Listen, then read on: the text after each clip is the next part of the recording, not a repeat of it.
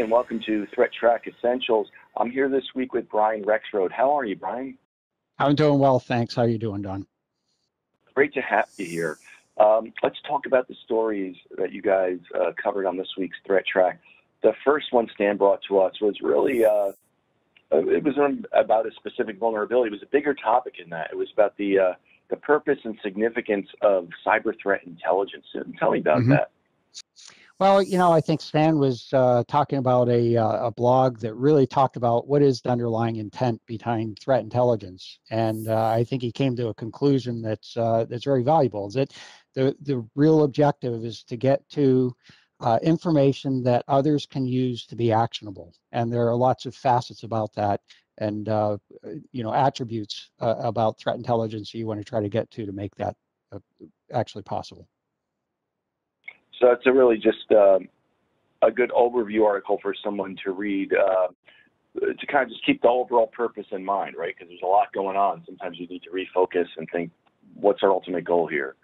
Yeah, absolutely. I think one of the things that we'd pointed out is that, a lot of the threat intelligence or so-called threat intelligence is a list of IP addresses or domain names that are considered to be malicious in nature, and you should, magically block it from your network. But, it's my belief, and I think the basis behind the article, to really try to focus in on how you can get a better value. It's the context around the activities, the purpose behind it, and activities that you can be doing to not protect yourself against specific addresses or domains, but protect yourself against the methods and activities associated with those threat actors.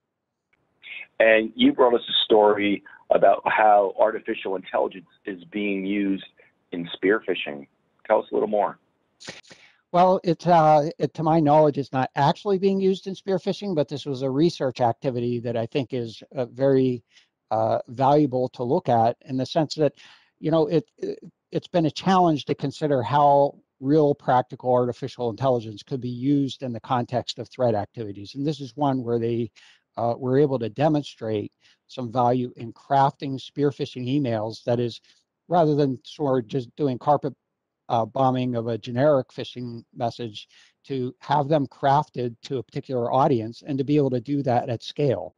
And understanding how threat actors could potentially use artificial intelligence helps us to understand how we can be thinking about protective strategies, which we talked about a little bit, inclusive of how you recognize that perhaps artificial intelligence is used to craft those attacks.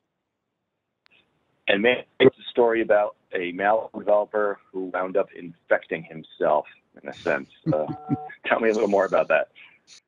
Well, part of what we talked about is the fact that in order to conduct malicious activities, develop malware, you have to be able to test that activity, and you might become a victim of your own activities. And that could be a valuable attribute that threat intelligence analysts could use to help try to identify who the threat actor might be, and to be able to develop better countermeasures against those threats.